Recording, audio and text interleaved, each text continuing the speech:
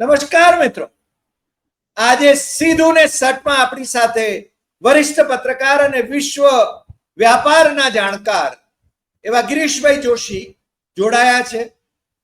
અને ગિરીશભાઈ એવા તબક્કે જોડાયા છે કે જ્યારે ઇઝરાયલે ઈરાન પર હુમલો કર્યો અને ઈરાને પાછો ઇઝરાયલ પર હુમલો કર્યો અને G7માં યુરોપના દેશોના વડાઓ અને જે મોટી મોટી ઇકોનોમી છે ટ્રમ્પભાઈ સહિતના એમની આજે શિખર પરિષદ પણ ચાલી રહી છે, એની ચિંતા પણ વધી રહી છે.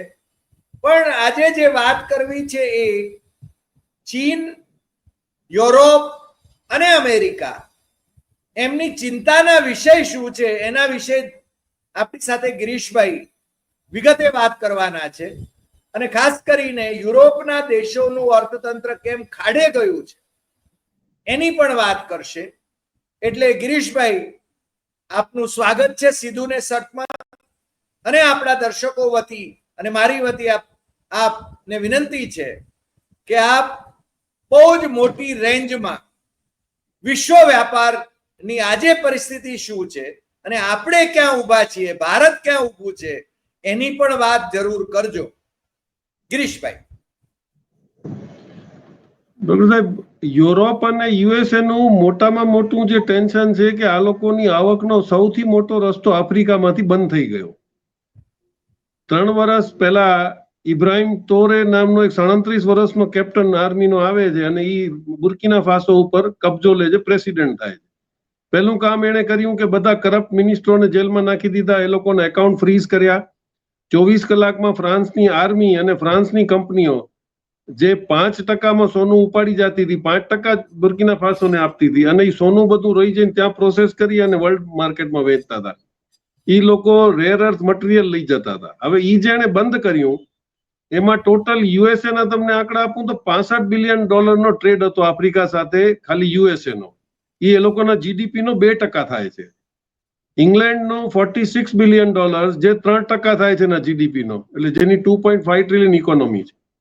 પછી યુરોપિયન યુનિયન $325 બિલિયન, એ લોકોનો 4% જીડીપી નો ભાગ.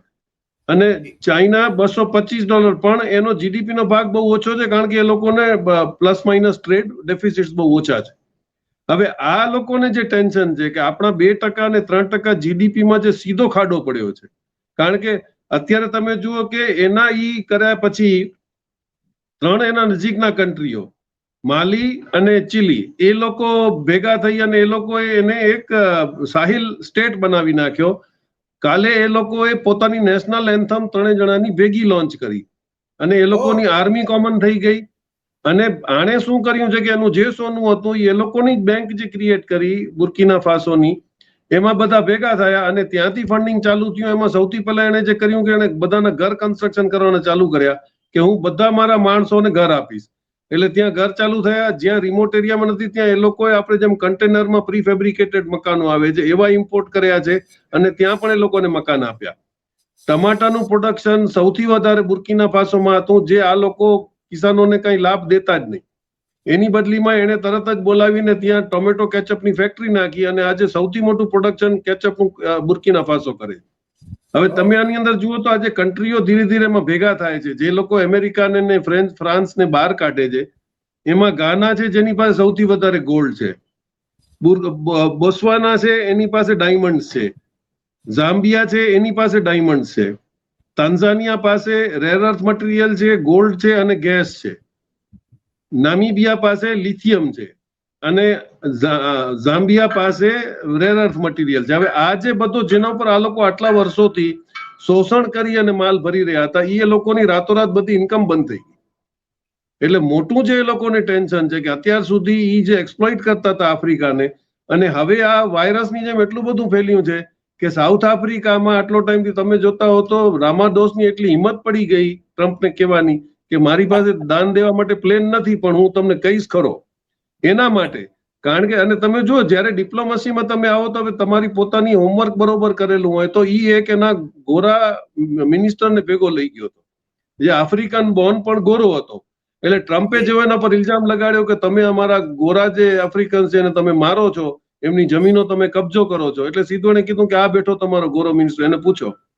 તો કે હું તો એટલા માટે એના ભેગો જોડાયો કારણ કે આ લોકો તો બધાને, પણ એ લોકોનો હક છે, એ લોકો કબજે કરે છે, એ લોકો કોઈને મારી નથી નાખતા.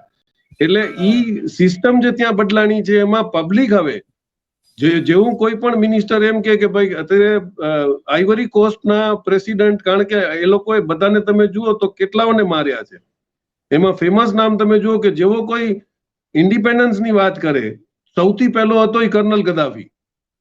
કર્નલ ગદ્દાફી એમ કીધું કે આફ્રિકામાં આપણે બધા ભેગા થઈએ, આપણે કોમન ઇકોનોમી કરીએ અને આપણો જ માલ, કારણ કે આફ્રિકા કાંઈ ઇમ્પોર્ટ નથી કરતું, એની પાસે બધું છે, એગ્રીકલ્ચર એના પાસે ઘણું છે, મિનરલ્સ છે, બધું છે, એટલે એ કે આપણે શું કામ કોઈના ગુલામ બનીએ. જેવું એને કર્યું તો આપણે જાણીએ છીએ કે એને આતંકવાદી બતાડીને આ કરીને એને મારી નાખ્યો. પછી બીજો ભાગ આવે સદામ હુસેનનો. એના પછી 37 વર્ષ પહેલા બુર્કિના ફાસોમાં જ થોમસ સંકારા કરીને જેણે અલગ જગાવી હતી, થોમસ સંકારાને એક જ માણસને પૈસા આપીને એના બોડીગાર્ડથી જ ગોલી મરાવી.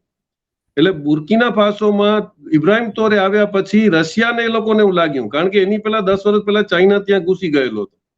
ચાઇના એ લોકોને ધંધો કરતા શીખડાવ્યો કે ભાઈ હું તમને તમારો માલ નહીં લઈ જાઉં, હું તમને તમારા પૈસાથી ડેવલપમેન્ટ કરી આપીશ, હું તમને એક્સટ્રેક્શન પણ આ તમે ગુલામી મૂકો. એટલે આફ્રિકાની અંદર આખો એક એટમોસ્ફિયર બદલાઈ ગયું છે. કદાચ 5 થી 7 વર્ષ પછી આફ્રિકાનો સ્ટેટસ એવો વિચિત્ર છે જે આપણે કદાચ વિચાર નહીં કરી શકતા હોય. આજે ઇથોપિયા ઇઝ ગ્રોઈંગ, માણસો અહીંયાથી પોતાના પ્રોડક્શન લઈને ત્યાં જઈ રહ્યા છે, કારણ કે એ લોકોને રશિયા અને ચાઇના મળી અને આખું એક ઇકોનોમી શીખડાવ્યું છે. હવે તમે જો આજે વર્લ્ડ વોરની તૈયારી કરી રહ્યા છે એનું કારણ આ છે. 140 કરોડની વસ્તી આફ્રિકાની એમના હાથમાંથી ગઈ, ચાઇના અને રશિયા ભેગા થઈ ગયા, ઈરાન એમને સપોર્ટ થઈ રહ્યો છે, જે એમને ખબર નથી કે ચાઇના કેટલો બડુકો છે. હવે એ લોકોને ખબર પડે છે, પણ જે એમને મગજમાં ભૂરી હતી કે અમે લોકો ગોરા તો ગમે એને ગુલામ બનાવી શકીએ, આપણે જેમ કરીએ એમ એ લોકો કરશે, આપણી ઇકોનોમી આપણા કંટ્રોલમાં છે, સ્વિફ્ટ આપણા કંટ્રોલમાં છે, ડોલર આપણા કંટ્રોલમાં છે. તો સૌથી પહેલો તો અલગ આપણે જગાવ્યો હતો કે આપણે ઈરાનને કીધું કે અમે તમને ઘઉં આપશો, તમે તેલ આપશો. આ we should thank to doctor Manmohan Singh કે એને બાર્ટર શરૂ કરાવ્યું, કારણ કે બાર્ટર તમારા વર્લ્ડ બેંકના સેન્કશન્સમાં નથી આવતું. તમારી પાસે પૈસા ન હોય તમે બાર્ટર કરી શકો. એના પછી બધા ચાલુ થયા. આમાં ધીરે ધીરે આપણા જ કેવી કામ હતા. આઈસીઆઈસી બેંક ચેરમેન બ્રિક્સની અંદર પહેલી જયારે નેશનલ ન્યૂ ડેવલપમેન્ટ બેંક ખુલી ત્યારે he was the chairman of that bank. અને એમણે ત્યાં શું કર્યું કે આપણે જે પ્રમાણે યુપીઆઈ ડેવલપ કરી એ પ્રમાણે જ એમને એક કોમન કરન્સી ઓપરેશન્સનું એક બ્લોકચેન બનાવી દીધું. હવે અત્યારે થાઈલેન્ડને કંઈ લેવું હોય તો થાઈલેન્ડ યુઆનમાં ડાયરેક્ટ પૈસા પેમેન્ટ કરે છે, જે યુપીઆઈની જેમ આપણું ડાયરેક્ટ કન્ઝ્યુમર ટુ કન્ઝ્યુમર જાય છે, એમાં બેંકનું કાંઈ નથી. 10 થી 15% તમારા ટ્રાન્ઝેક્શન ટેક્સ બકડે તો, કારણ કે ડોલર તો તમારે એવું છે કે આજે છે ને કાલે છે, તમને ખબર નથી તમે કેટલા પૈસા ચૂકવશો. અને ફ્લક્ચ્યુએશનમાં જ અમેરિકાએ બધાને દબાવી રાખ્યા હતા. આમાં તો ફિક્સ કોસ્ટ છે, તમે જે યુઆનમાં નક્કી કર્યું, તમે રૂપિયામાં નક્કી કર્યું, તમે જે લોકલ કરન્સીમાં નક્કી કર્યું. પછી આ લોકોએ ફૂડ બેંક ખોલી. ફૂડ બેંકમાં એવું છે કે હું ઘઉં આપું અને જો મને શુગર કેન લેવી હોય તો માય કોસ્ટ ઇઝ કોમ્પ્રોમાઇઝ, એટલે મને પછી કઈ આપવાનું એ કોમ્પેન્સેટ થઈ જાય. બરાબર. એટલે આજે બધા બદલાવ થયા છે ને, એમાં યુરોપ અને અમેરિકા બહુ ખરાબ રીતે મૂંઝાયેલા છે. એટલે હવે ખતમ કેમ કરવા, તો પહેલો આપણી કમજોર કડી બ્રિક્સમાં પકડાણી, ધેટ વોઝ ઇન્ડિયા. કે બ્રિક્સને કેમ તોડવો, કારણ કે બ્રાઝિલ, ઇન્ડિયા, રશિયા, ચાઇના અને સાઉથ આફ્રિકા જેમણે બ્રિક્સ બનાવ્યું એમાંથી બ્રાઝિલ તો દાદ દેતું નથી, ચાઇના રશિયા તો સવાલ જ નથી. તો હવે તોડવો કોને? એટલે આપણે એ કમજોરી કરી. અહીંયા ઇન્ડિયાનો રવૈયો એમણે થોડોક ઢીલો ઢાલો જોયો, એટલે એમણે પાકિસ્તાનને પૈસા આપીને આપણને ડિસ્ટર્બ કરવાની કોશિશ કરી. આ નેશનલ મીડિયા અને ગોદી મીડિયાઓનું જે ફેક્ટ કહેવાની આદત નથી, એટલે આપણે ચાઇના આપણો દુશ્મન છે, ચાઇનાએ તમને આટલા વર્ષોમાં ક્યારે ડિસ્ટર્બ કર્યો. પણ આજે તમે જુઓ કે બીઆરઆઈ જેણે ચાલુ કર્યું કે યુરોપ સુધી, તમારા મ્યાનમારથી લઈ અને મલેશિયાથી લઈ અને યુરોપ સુધી એને આખી રેલવે લાઈન નાખી, એ તમારા ગામમાં નાખી છે. એટલે એને ઇકોનોમિકલ એડવાન્ટેજ કોઈ નથી, એને ખતરો છે. પછી ગ્વાદર અને ચાબાર પોર્ટથી અને રેલવે લાઈનને પાઇપલાઇન નાખી. એને એનું ડિપેન્ડન્સ રશિયા અને ચાઇના દરિયામાં ખતમ કર્યો, કારણ કે અમેરિકાની જો દાદાગીરી આજની તારીખમાં ક્યાં હોય તો દરિયામાં છે. હવે આ લોકોએ બહુ હોશિયારીથી પણ ડેવલપમેન્ટ કર્યું. એટલે અમેરિકાને ઈ ઓવર કોન્ફિડન્સમાં ઈ આખી ગેમ બગડી ગઈ, ત્યાં સુધી એને ખબર પડી નહીં. એટલે ચાઇના ઇકોનોમિકલ કંટ્રોલ લીધો, અત્યારે એના સાથે કોઈ નથી જાતું. અને મોટી જે માસ્ટર કી હતી એને દબાવી દીધી કે ભાઈ મારાથી જે ઝઘડશે એને હું રેર અર્થ મટીરિયલ નહીં આપું, હું રેર અર્થ મેગ્નેટ્સ નહીં આપું. જો એ ના આપે, જે 95% ની એની મોનોપોલી છે. એટલે ધીરે ધીરે ટ્રમ્પ સાહેબને પણ હવે એનાથી જિનપિંગ સારા લાગવા માંડ્યા છે. મોકલાવે છે કે ના આવું છે આપણે આમ. એમાં મોટો તમે ડિફરન્સ જુઓ તો અઠવાડિયા પહેલા જનરલ મોટર્સ અને અમેરિકનની 2-3 કંપનીઓ ત્યાં ડાયરેક્ટ ઝીપિંગને મળવા ચાલી ગઈ છે કે ભાઈ અમારું કન્ટ્રી ડિસ્પ્યુટ જે પણ હોય પણ તમે અમને મટીરિયલ આપો કારણ કે અમારું કામ ખરાબ થાય છે. અને ચાઇના હેઝ ઓલવેઝ સેડ કે I talk of business and political diplomacy separately. એટલે ગવર્મેન્ટ બદલાય ન બદલાય એને એનું જે છે કે ભાઈ ઇકોનોમિકલ ડેવલપમેન્ટ કરો બધા કમાઓ એની થિયરી અત્યારે પાવરફુલ થઈ ગઈ છે જે યુરોપને મૂંઝવે છે. જી વચ્ચે મને ગિરીશભાઈ પૂછવાનું મન થયું કારણ કે તમે રેર અર્થ મટીરિયલની વાત કરી, ચાઇનાની મોનોપોલીની વાત કરી. ભારત એણે છે ને મને લાગે છે 13 વર્ષ પહેલા કે જે કરાર હતો એ કરાર તોડી નાખીને જાપાનને રેર અર્થ મટીરિયલ મોકલવાનું બંધ કરી દેવાનો આદેશ આપ્યો છે કંઈક. એ શું છે, એનું શું કારણ છે? રેર અર્થ મટીરિયલ બધા પાસે છે પણ એનું પ્રોસેસિંગની જે ક્રિયા છે ને it tax almost 10 to 12 years to develop, જે ચાઇનાએ કરી લીધી. આજે અમેરિકા પણ રેર અર્થ મટીરિયલ આપણી પાસે છે, આપણી પાસે થોરિયમ છે, નોર્થ ઇસ્ટમાં આપણી પાસે રેર અર્થ મટીરિયલ ઘણા બધા છે પણ એનું પ્રોસેસિંગનું શું? આજે આપણે આયરન ઓર આટલું બધું કાઢીએ છીએ પણ આપણે કોઈ દિવસ એમ નથી કે આપણે આયરનની ફેક્ટરી નાખીએ કારણ કે એ બહુ કમ્બરસમ પ્રોસેસ છે. તો આપણે આયરન ઓર પણ એને આપીએ છીએ. એલ્યુમિનિયમ નીકળે છે તો આપણે બોક્સાઇટ તો ઈ બી આપણે એલ્યુમિનિયમ બનાવવા માટે આપણે એક્સપોર્ટ કરીએ. એટલે આપણે શું છે મૂળ આપણે વેપારી છીએ કે ઇધર કા માલ ઉધર કરો ને 2 પૈસા કમાવો. આપણે મેન્યુફેક્ચરિંગમાં કોઈ આપણને રસ નથી. નહીં તો આપને કદાચ આપણે મારે કદાચ આગળ ડિસ્કસ કર્યું છે કે સૌથી પહેલું ઇન્ડસ્ટ્રીયલાઇઝેશન જો 45, 46 કે 47 ની આજુબાજુ થયું હોય દેટ વોઝ ઇન્ડિયા. કારણ કે જેવા આપણે ઇન્ડિપેન્ડન્ટ થયા તો નહેરુએ ઇન્ડસ્ટ્રીયલિસ્ટોને બોલાવ્યા અને આપને ખ્યાલ હોય તો કે JRD ટાટા એ જયારે નાખ્યું સ્ટીલ પ્લાન્ટ બોકારોમાં જમશેદપુરમાં ત્યારે 95% ઇન્કમ ટેક્સ લગાડવાની ધમકી પણ બ્રિટિશ ગવર્મેન્ટે આપી હતી. તે છતાં એમણે ચાલુ કર્યું અને આજે બી ત્યાં ઉભો છે પ્લાન્ટ અને ઈ one of the best manufacturer of steel.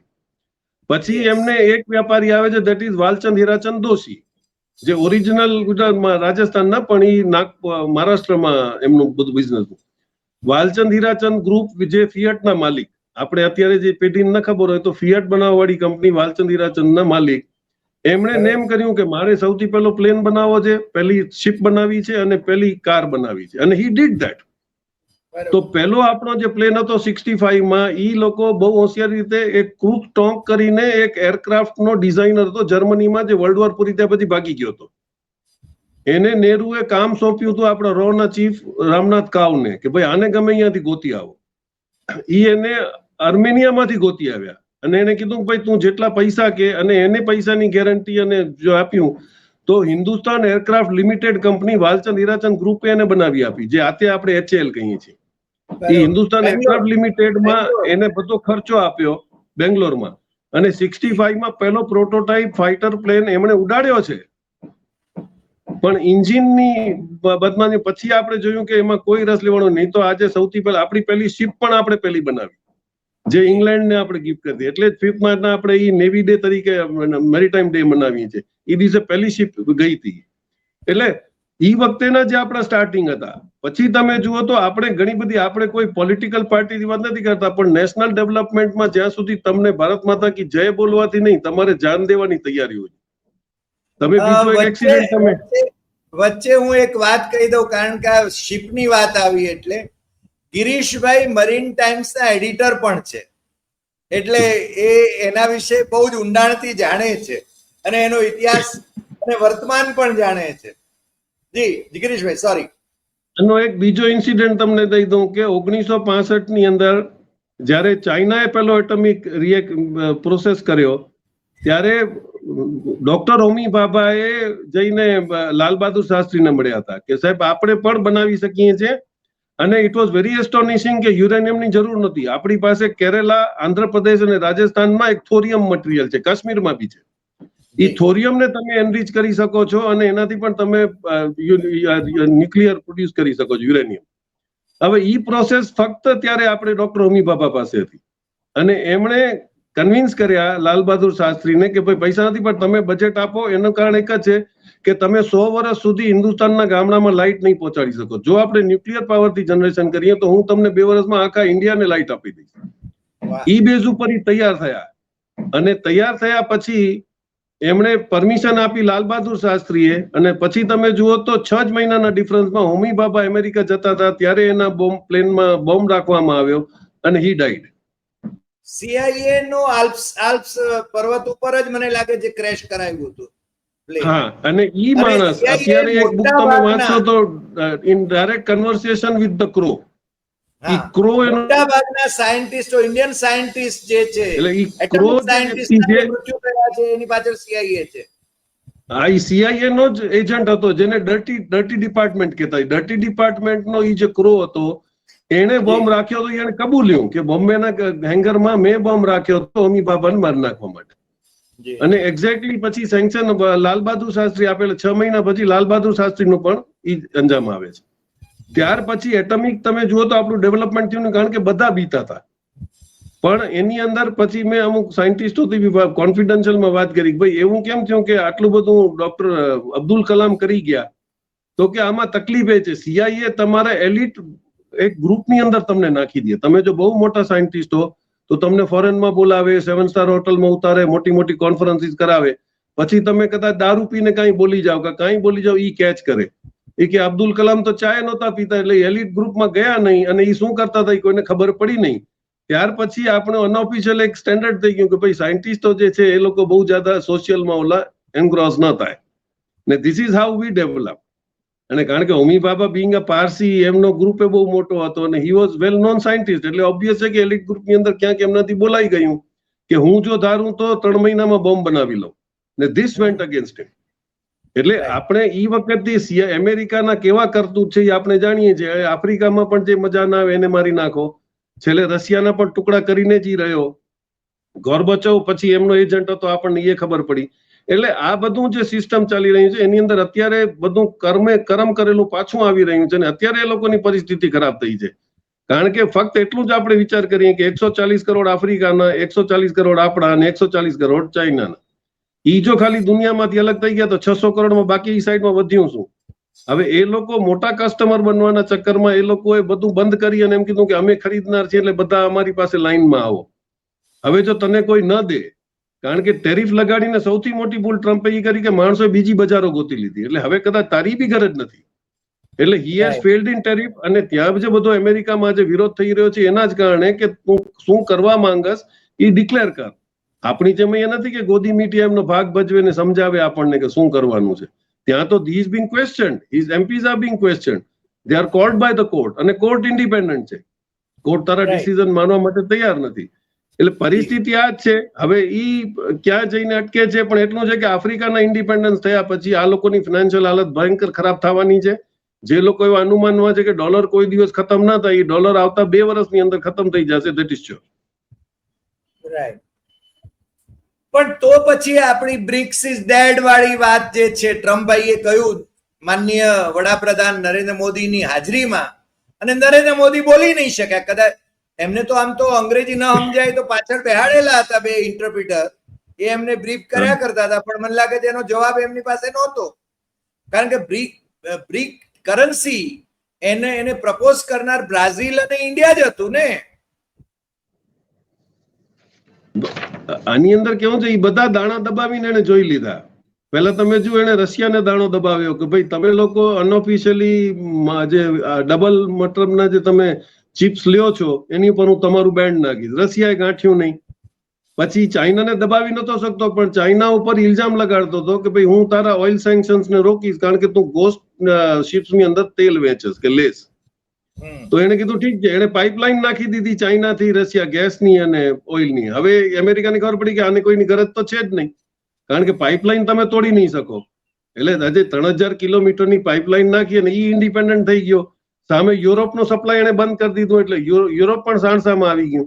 America જે નેટોની દુઆ કરતો હતો કે હું તમારો પ્રોટેક્ટર છે, હું બેઠો છું. જેવી યુક્રેનની વોર થઈ અને લાઈન તૂટી, તો સાહેબ આજે એવી હાલત થઈ ગઈ હતી. અમુક મારા મિત્રો લંડનમાં જઈ કે લાકડા બારવાનો અમારો સમય આવી ગયો છે, કારણ કે ગેસ ઉપર અમારું ડિપેન્ડન્સ હતું, ગેસ બંધ થઈ ગયું. ઓઇલ હવે અમે ઇમ્પોર્ટ નથી કરી શકતા, કારણ કે 3 ગણું મોંઘું પડે છે. અને આપણે જેટલું કહીએ છીએ કે LNG ને CNG એનું ટ્રાન્સપોર્ટેશન ઇઝ વેરી કોસ્ટલી, અને it needs a special facilities એને સ્ટોર કરવા માટે, એના ટેન્કર, એના ત્યાં સાઈડમાં ટર્મિનલ્સ બનાવવા માટે. એટલે યુરોપને ખબર પડી ગઈ, એટલે યુરોપ ધીરેથી એમનાથી નીકળી કરી અને પાછું બધી સેટલમેન્ટ કરે છે. આજે તમે જો કે રશિયાથી જે આપણે ઓઇલ લીધો, આપણા મુકેશભાઈએ રિફાઇન કર્યું, એ યુરોપિયન કન્ટ્રીઝે પણ લીધું છે આપણે, તો સેન્કશન ની ક્યાં વાત આવી? કારણ કે જેમને આજે કન્ટ્રી ચલાવવું છે એમને એમના સિટીઝન્સને જવાબ દેવો છે, એટલે એરેન્જમેન્ટ તો બધા કરશે. આપણે છે ને એ સસ્તું મેળવ્યું અહીંયા, પણ આપણી પ્રજાને એનો લાભ ન મળ્યો. આપણે યુરોપને વેચ્યું, બરાબર ને, અને અહીંયા છે ને તિજોરીઓ ભરી. કારણ કે સાહેબ 70 વર્ષથી આપણે ચિંતા જ ન કરી કે આપણો હિન્દુસ્તાન દુનિયામાં નંબર 1 સાહુકાર ક્યારે થશે. એટલે સાહેબે લાભ આપ્યો 2 જણાને કે ભલે 2 દિવસ માટે પણ હું તમને નંબર 1 ને નંબર 2 તો કરીને જ રહીશ એમ. એટલે અદાણી ને અંબાણીની વાત કરો છો? હા ભાઈ, અદાણીને નંબર 1 બનાવવાના હતા, એકવાર બનાવી દીધા. અમેરિકા તમારી ઉપર બધી જાતના, કારણ કે એ ફક્ત પોલિટિકલ નહીં, એ તમારું કોમર્શિયલ. આજે તમે જુઓ જે ડર્ટી ગેમ રમી ગયો એની હું તમને કહી દઉં કે તમારો હિન્ડનબર્ગ આવ્યો, હિન્ડનબર્ગે તમારી માર્કેટ ફગાવી દીધી. પછી તમે શું કર્યું? તમે પોર્ટના બધા ખોટા સરનામા આપ્યા. પહેલા હર્બન ટોટા જે શ્રીલંકામાં પોર્ટ ચાઇના ડેવલપ કરવાનો હતો, તો એને આપણને ચડાવીને એમ કીધું કે તમે પણ જાઓ, તમે પણ ત્યાં કરો. અને આપણે તો અમેરિકાના આપણા તો ધર્મગુરુ માનતા હતા. બાઇડન કે ટ્રમ્પ જે કહે આપણે માની લેવાનું. અને આપણે ત્યાં ગયા શું કર્યું? આપણે પાકિસ્તાનથી, આપણે ચાઇનાથી દુશ્મની કરી લીધી.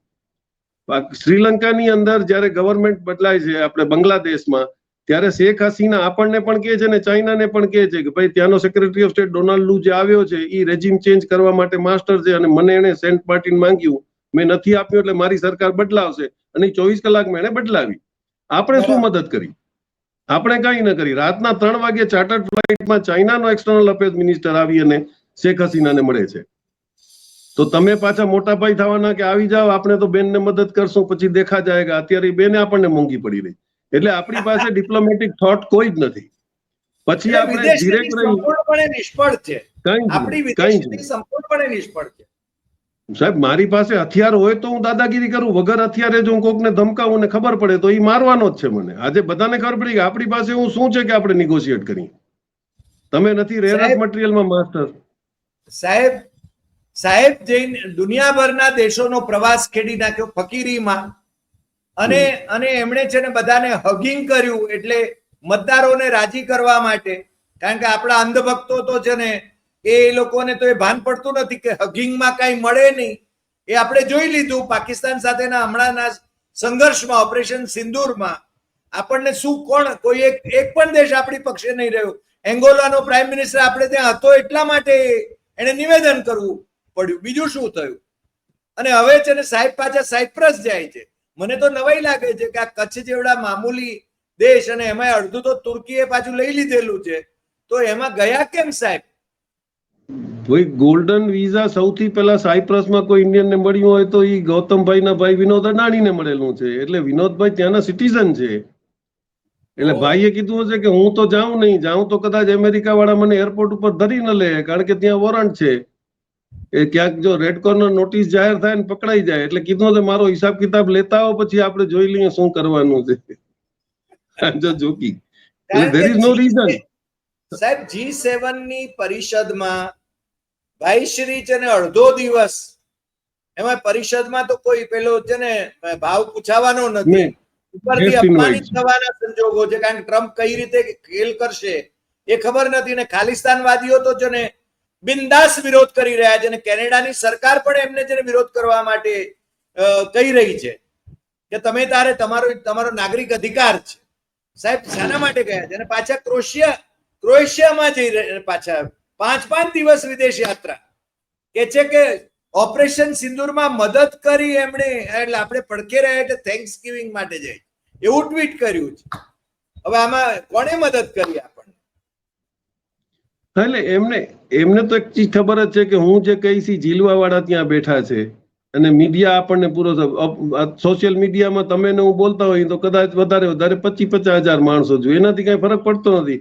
સાહેબની ઇમ્પ્રેશન ઇન્ટેક્ટ છે, અને ફોરેનમાં શું આપણી ઇમ્પ્રેશન છે એની તકલીફ તમે એ જુઓ તો મેં તમને યુએસએ નો કેસ આપ્યો કે ભાઈ ત્યાંના જે ગુજરાતી બિઝનેસમેન છે તે લિટરલી હેરેસ. એટલે તમે એવું કરીને ન જાઓ કે તમે આખા ગુજરાતીઓને તકલીફ કરાવડાવો. આજે ગલ્ફની અંદર જુઓ, ઈરાને મેસેજ આપી દીધો, સાઉદી અરેબિયાએ તમારા ઇન્ડિયાના બલ્ક વિઝા લેબરના બંધ કરી દીધા છે. શું કામ? આજે તમારામાં એટલો દમ હોવો જોઈએ. Chinese are invited. ચાઇનીઝ સ્ટુડન્ટ્સને અત્યારે અમેરિકામાં ટ્રમ્પને કાઢવાની હિંમત નથી થતી સાહેબ. તો તમે પહેલા પોતાને એટલા વિશ્વગુરુ બોલવાથી ન થાય. 15-20 કરોડ ખર્ચી અને તમે પોસ્ટર લગાડો એનાથી વિશ્વગુરુ નહીં થાવ. તમને મૂર્ખાઈ આજે આપણે એમ લાગે કે એનાથી આપણે વધારે હોશિયાર છે, પણ 2 વર્ષ પહેલા એક સ્ટેટમેન્ટ પકડવા જેવો હતો જે ઘણા ઇવન સારા ઇન્ડસ્ટ્રીલિસ્ટે પકડ્યો કે ચાઇનાના ફોરેન મિનિસ્ટરે એમ કીધું કે 2 વર્ષ પછી અમે લોકો કદાચ ઇન્ડિયાથી 85% એપીઆઈ ઇમ્પોર્ટ કરતા હશું.